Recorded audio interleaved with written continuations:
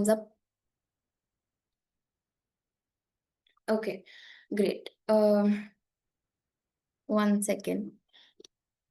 Okay, let's begin now. So, hey everyone, I'm Jashna and I volunteer for the management committee here at the Teen Debater. And welcome back. It's day 2 of the poetry crash course, and we're so glad to see all of you here again.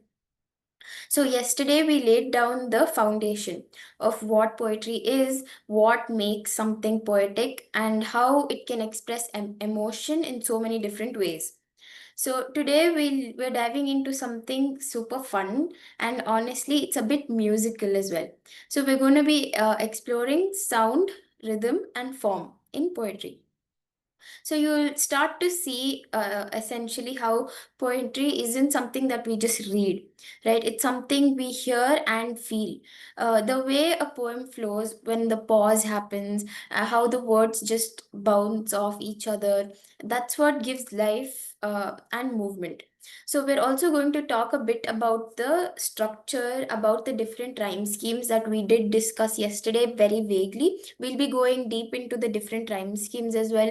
We'll be talking about repetition and how poets choose to build their poems on the page, how their thought process works. Okay, so if you've ever like tapped on your fingers while reading a poem or just felt a sentence get stuck in your head like a song lyric, you've already experienced this side of poetry.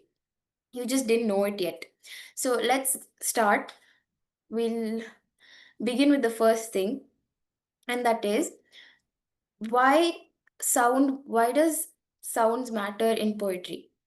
Okay, so this is something that is usually very overlooked. Many people like don't really regard sound when it comes to poetry.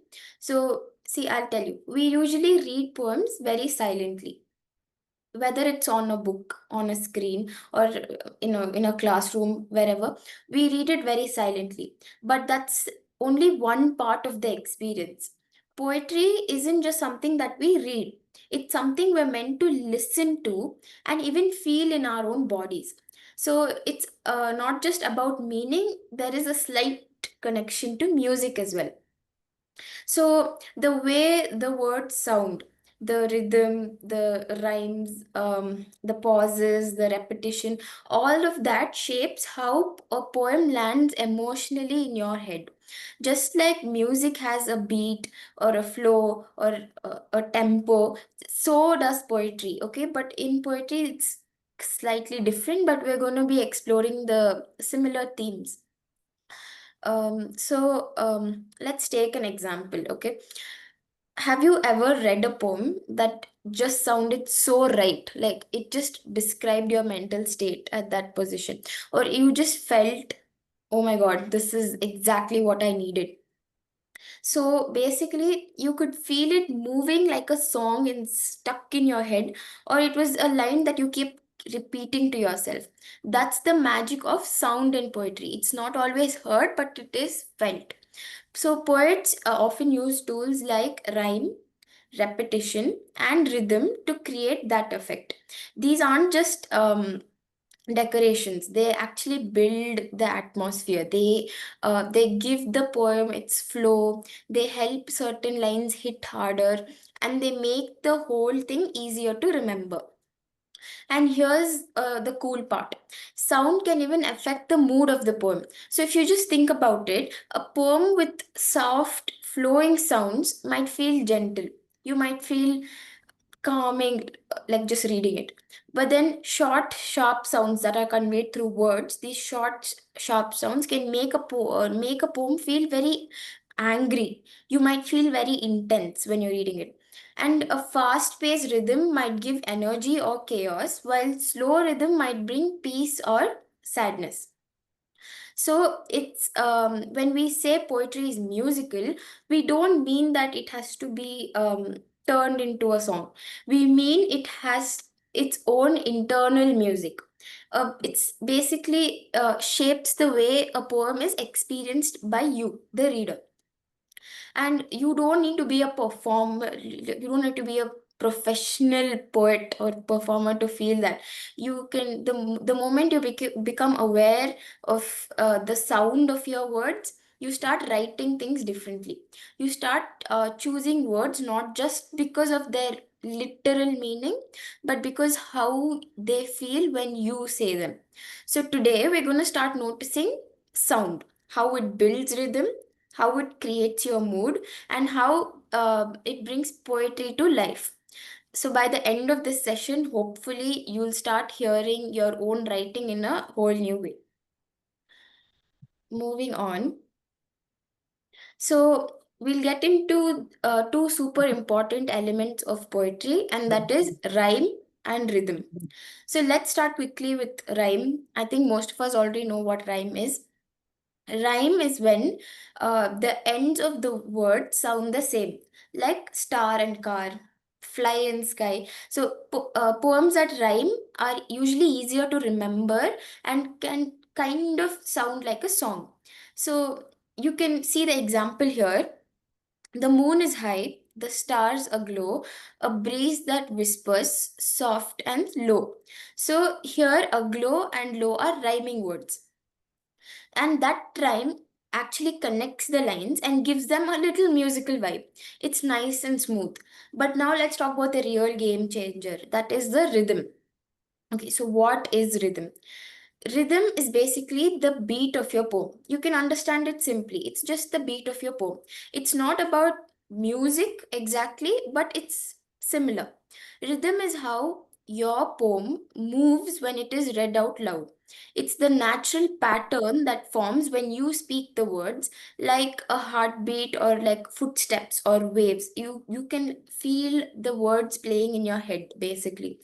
You ever like read something and it just flows, like your brain almost wants to like tap along with it and dance along with it? That's basically rhythm doing its thing.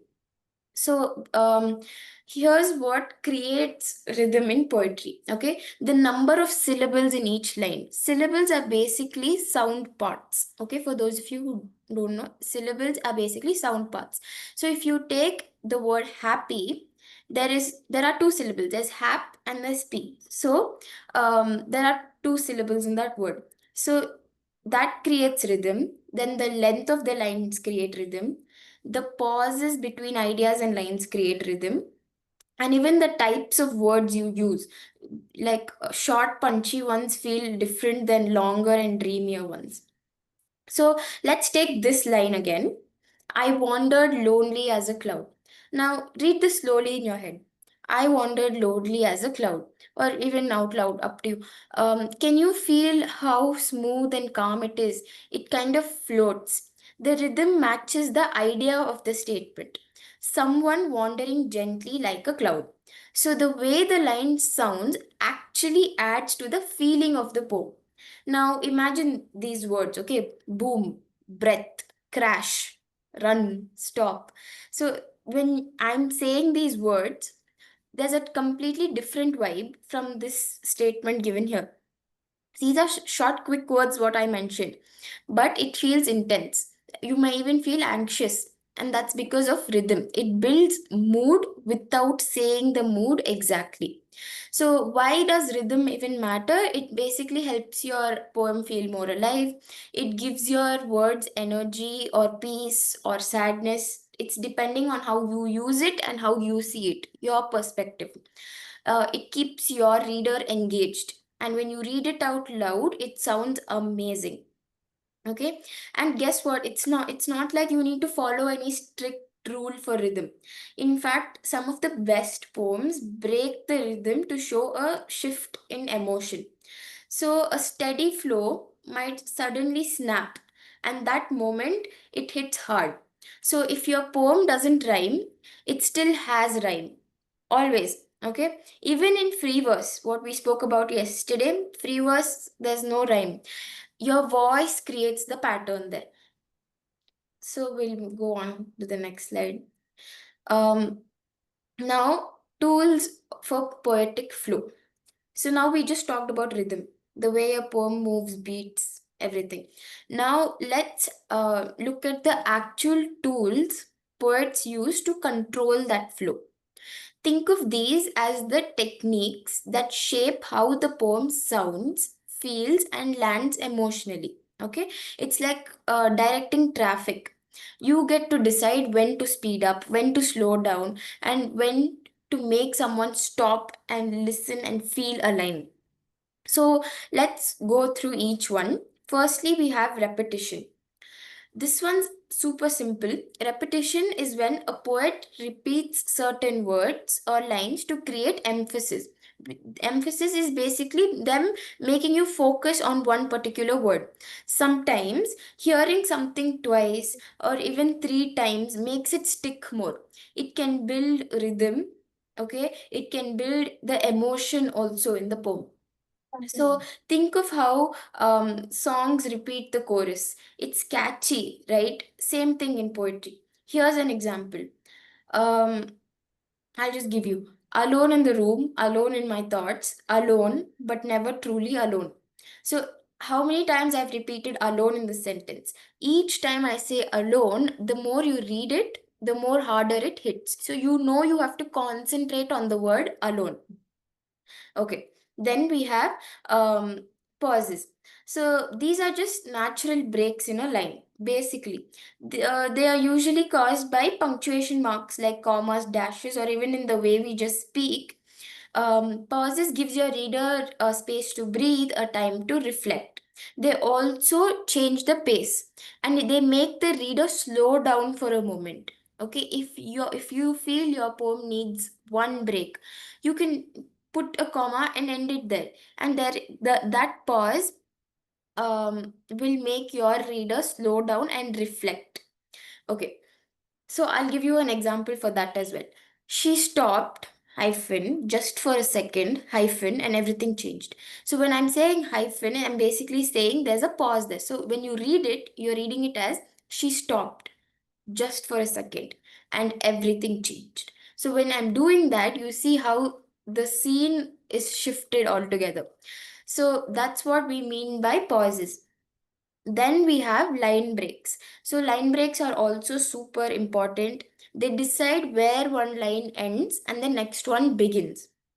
Okay, and that can totally affect the emotion and rhythm of a poem. For example, see, I'll tell you, breaking a line in an unexpected place can surprise the reader or make the word feel altogether more heavier. All right. So, line breaks basically give you power. You can stretch or tighten the rhythm by just hitting enter. You just have to like break the line there and it builds sort of a cliffhanger. The reader doesn't know what's going to happen next.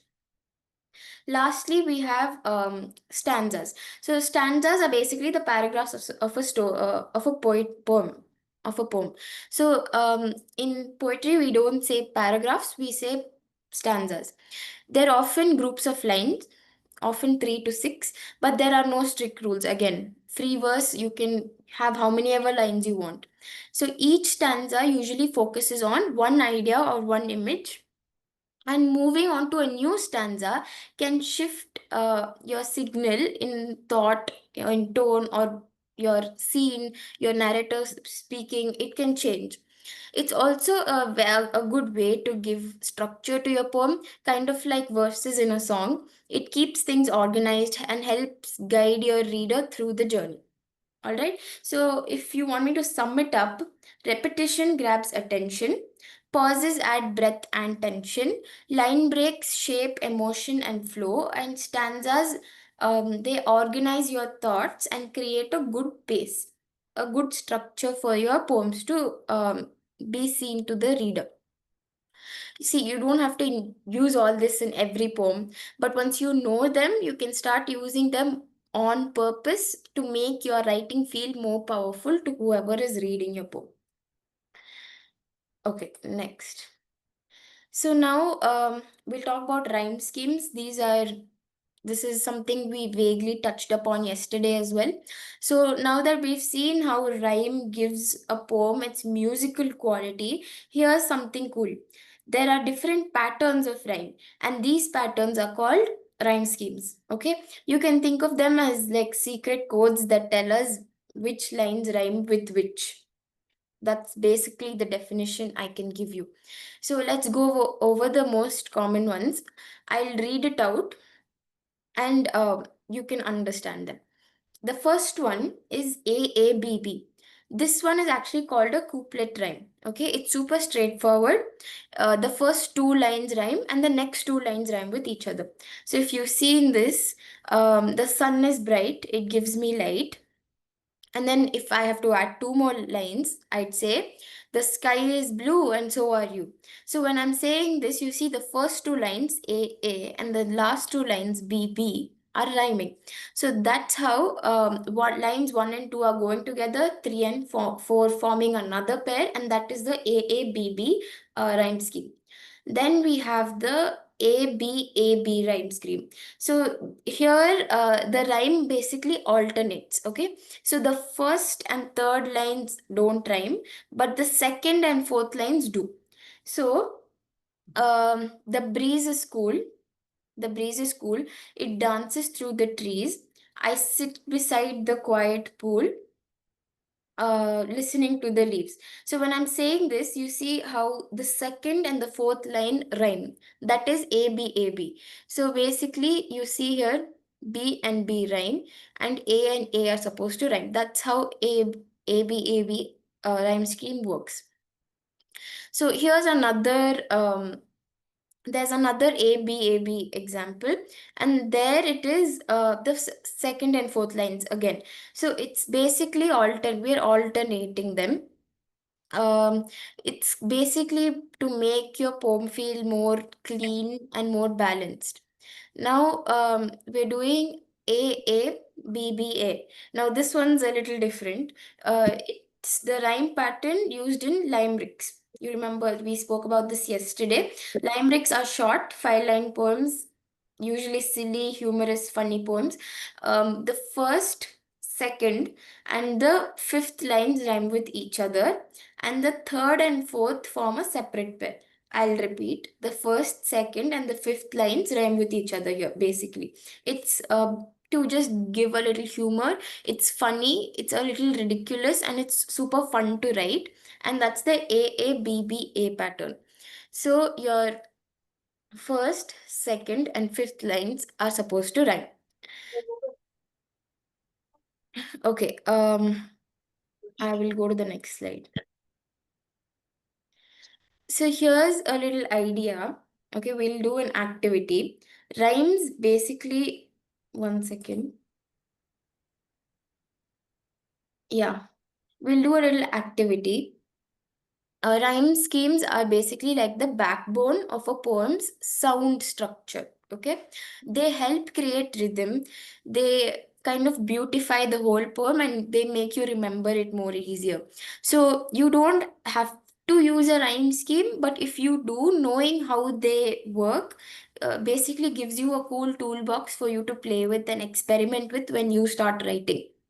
So, all right. So, it's time to take everything we've just talked about and see it in action. So, here's a short poem. It's called The Clockmaker.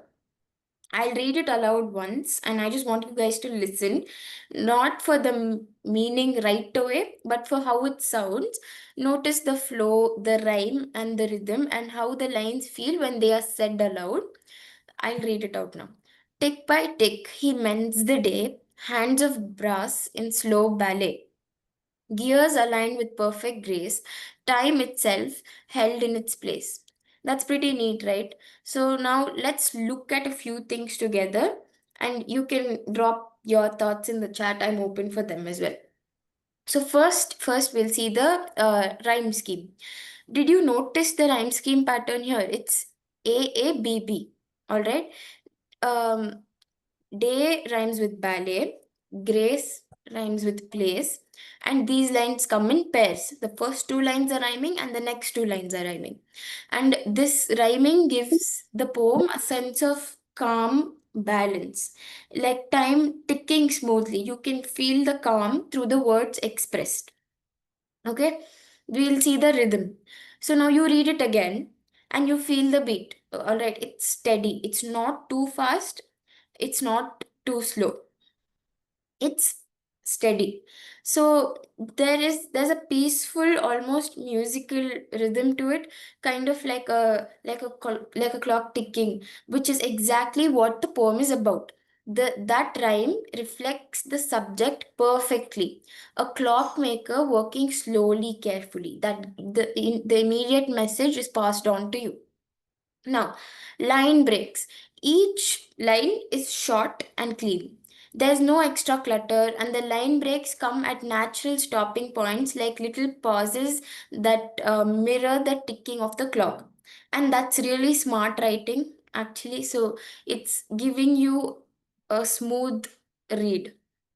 Then sound devices. So phrases like tick by tick and slow ballet create soft and smooth sounds.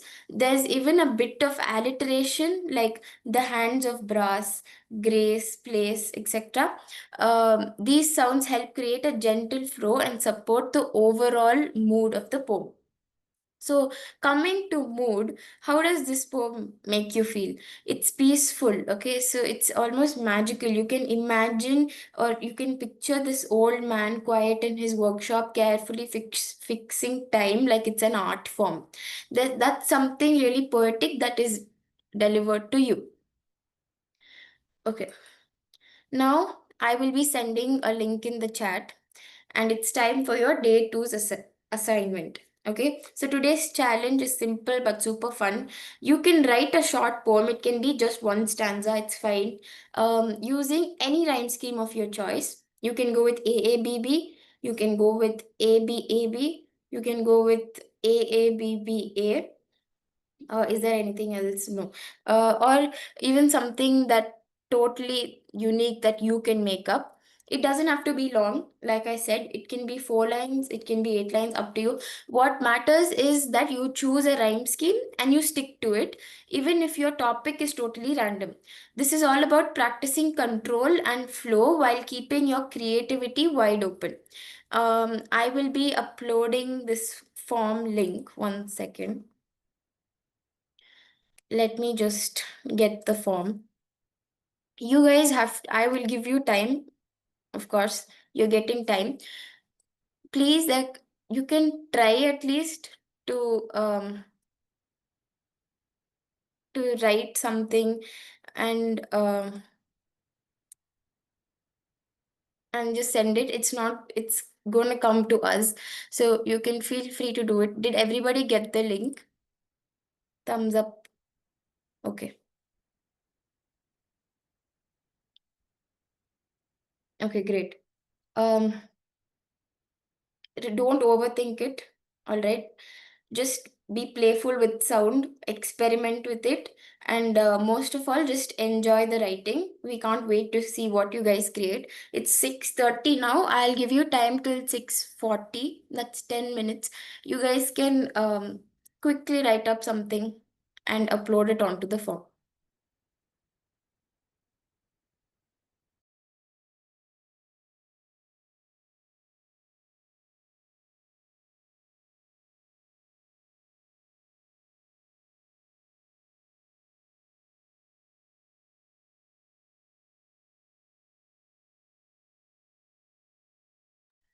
I need Ananya, Ira, um, and Sufana to turn on their cameras.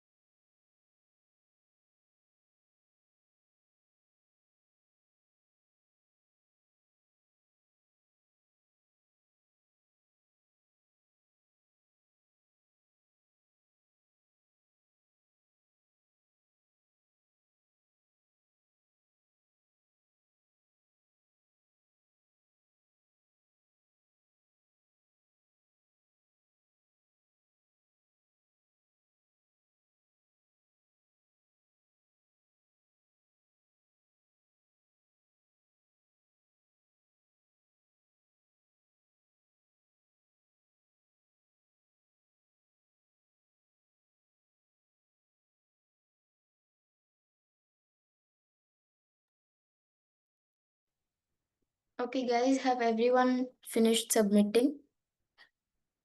If you need more time, just let me know. Like, you have 3 minutes left. Yes, I'll be finishing in 3 minutes, I think. Thank you.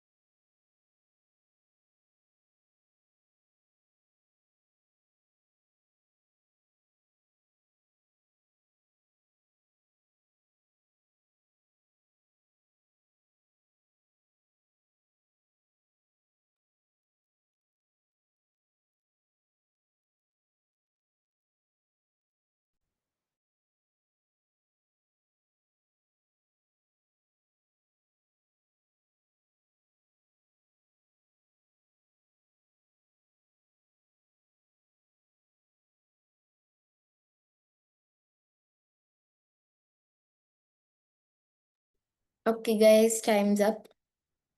The form should still be open, so if you guys do need more time, you can send it after the session ends. Okay, so with that, we are going to be ending today's session. All right, so that brings us to the end of day two. So great job, everyone. We did well today. So today we basically explored the themes of sound, rhythm, how it affects poetry, and honestly, these are the elements that make poems stick with us long after we've read them. So whether it's rhyme, whether it's repetition, whether it's a rhythm of a single line, these are the tools that you now own, and you can use them in any poem you write going forward. All right. So we're so excited to read whatever poems you have sent us. And tomorrow we'll be diving into another exciting topic. So make sure you join in. Before we log off, we'd love to hear from you. So if you have any questions about today's session, the assignment, or even just something you're curious about when it comes to writing, now is the time. You can drop your questions in the chat or raise your hand. I will be answering them. Okay, Tiara, go ahead. Okay, thank you for the opportunity. I would like to ask if is there any change to be let known about the feedback of our poem that has been sent? Thank you. You will be receiving them on the last day of the course. Okay, thank you. No worries. Yes, Rahini, you can go ahead.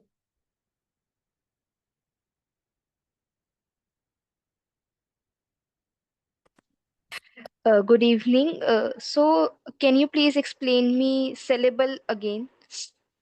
Okay, syllable. Fine, fine. So basically, syllables are like the sounds of the words. Okay. Um, so if we take the word happy, I'll use the same example. You take the word happy, that it's divided into two parts, hap and p. That's what makes it happy. So since we're dividing it into two parts, there are two syllables. Okay, so if you want another example, it was supposed to be there. I'll tell you what it is.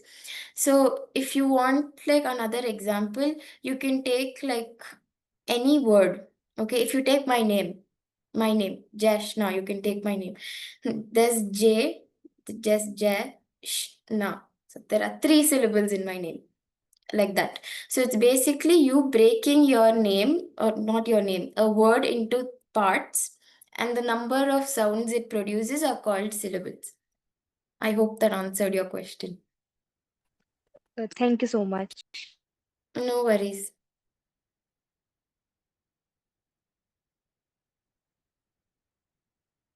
Any other questions? If you guys can't unmute, you can put it on the chat.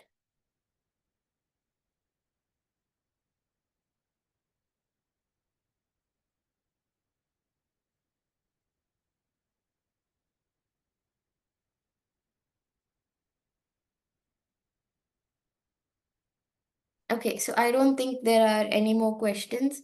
Once again, I'd like to thank everyone for joining. This is us as teens, as we are exploring poetry. We're trying to teach that to you, show our knowledge to you. So I hope you like the session, and these will keep going on again till the 12th. You have an impromptu poetry competition, so you can showcase whatever you learned in these few days there, and have an opportunity to win against so many people participating from different parts of the world. So tomorrow, same time, 6 p.m., we'll be joining in for another exciting topic. Make sure you're there with your pens ready, everything ready to learn poetry. Thank you.